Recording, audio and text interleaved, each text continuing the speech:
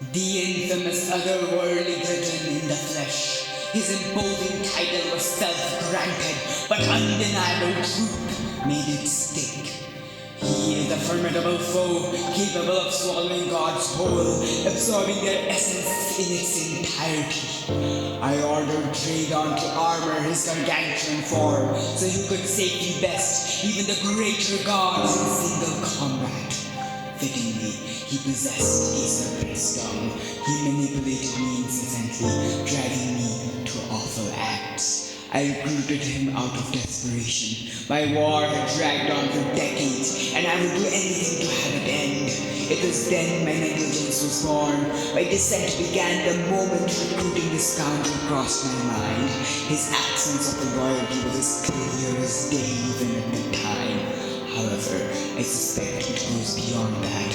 The Devourer's alien capabilities and domineering tactics hint that his allegiance lies somewhere else. Is he but a soldier, a mere pawn for malevolence far beyond? This lore item is given to you after defeating potentially one of the best bosses in modern gaming. However, Infernum Devourer of Gods is really not that complex of a fight, especially for its point in progression. Having only 3 phases and an average of 2 attacks per phase makes Devourer of Gods' attack variety laughably small compared to its competition. Even with this lack of variety, Infernum Devourer of Gods is one of the most beloved bosses in the entire game. How is this possible? This is Boss Review, where we delve into the incredible boss design of Infernum. For this review, I will look at 3 major aspects of the boss: enjoyment, difficulty, and thematics. The boss will be ranked out of 10 for each of these categories, leading to a total score out of 30. More information will be given for each category once we reach said category. With all that being said, let the review start.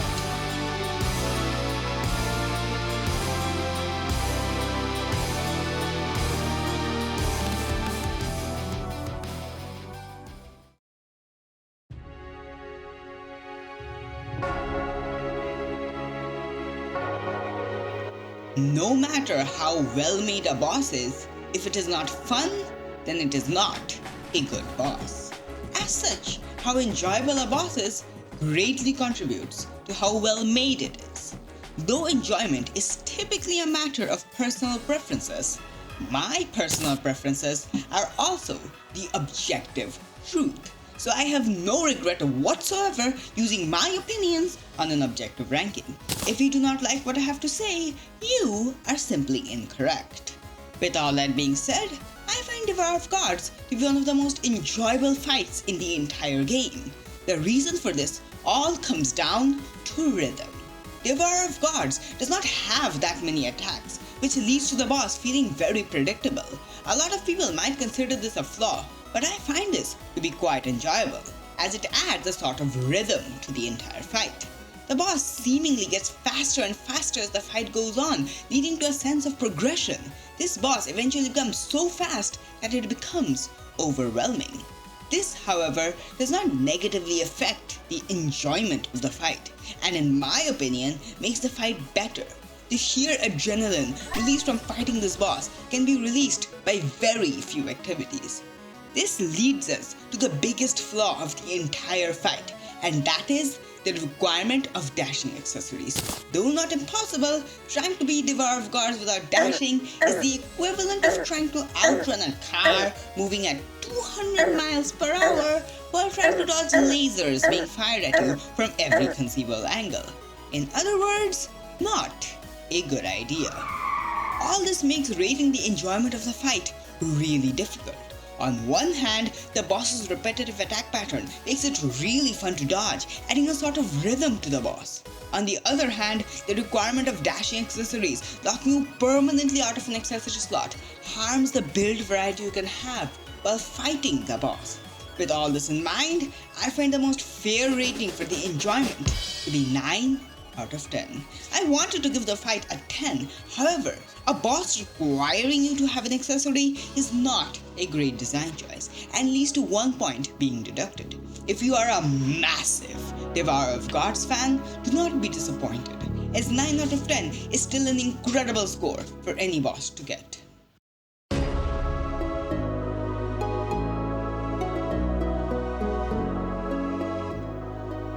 Being the 7th boss after Moonlord, Devourer of Gods is not easy.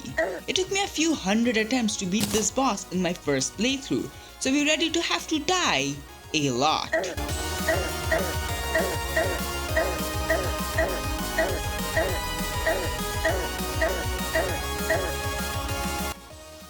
However, when you do beat this boss, the feeling you get is incredible.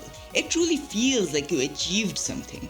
This leads us to the main point that we're going to be discussing: difficulty. A common misconception would be that the higher the difficulty, the better. This ideology is incorrect, as if a boss is difficult to the point where it is not fun, then it is simply bad boss design. Difficulty is instead going to be measured on how fair the boss feels and the feeling of satisfaction after defeating it. In my opinion, the objective truth is that the difficulty is the biggest flaw with the entire fight. Let us have a look at the damage of every single one of the boss's attacks. The laser attacks and the final phase fireballs are both quite reasonable with the amount of damage they do. What is not reasonable is the amount of damage getting hit by the head of the boss does. No matter what class you play, you will probably get 2 shot by this single attack. Additionally, when you run out of flight time or when you get hit by the boss due to latency with your dash activating, it does not feel like it was your fault. This, combined with the high damage of the Godslayer charge attack, makes the difficulty for the boss feel unfair at times. However, as I stated previously, the difficulty of this fight is not quite that bad, as though the lows of the fight do at times feel a bit too low, the highs feel otherworldly and makes you feel like an actual god. With all that being said, in terms of difficulty, I feel that the fight deserves an 8 out of 10. Though the boss does deal a bit too much damage and is a bit unfair at times, when you do figure out how the boss properly works, the feeling is incredible and the fight feels as if it is completely in your control. As such, I feel this to be the perfect rating for the boss.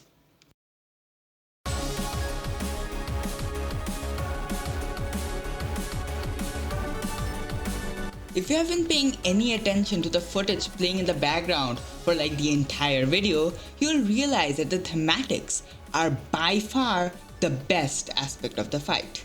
Now, there are 2 main determining factors for how good the thematics are: the visuals and the music.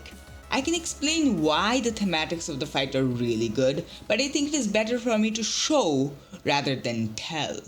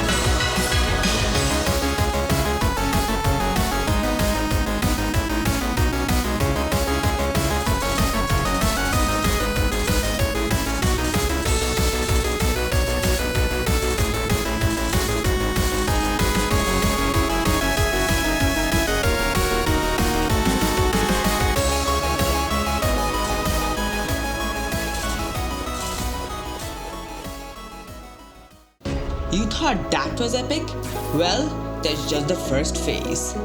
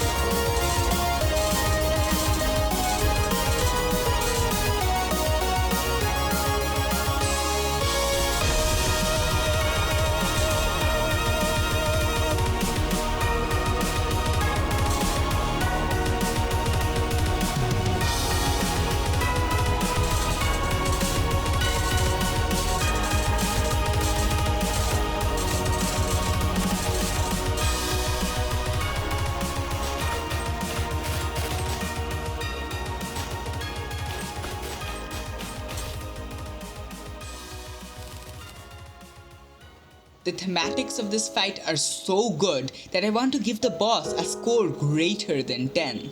But as the rules stand, 10 is the highest possible score the boss can achieve.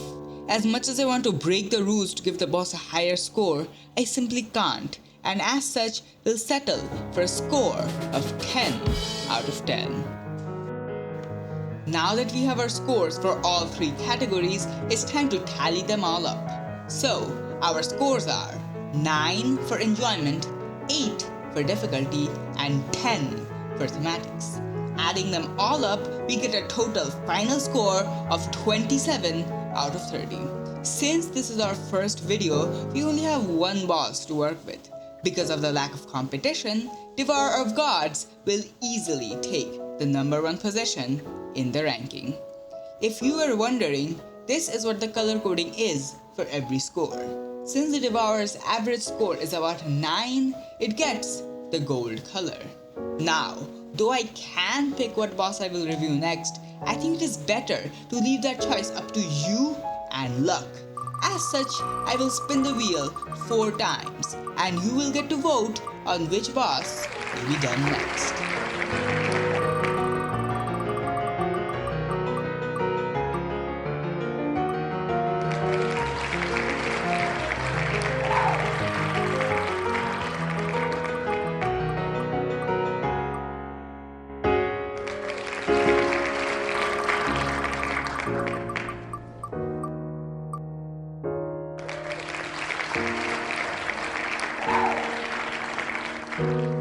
Go to my community tab to make your vote.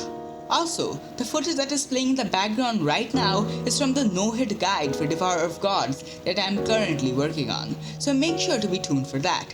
Anyways, that's all I have for today. Subscribe to not miss out on future installations of the series, and goodbye.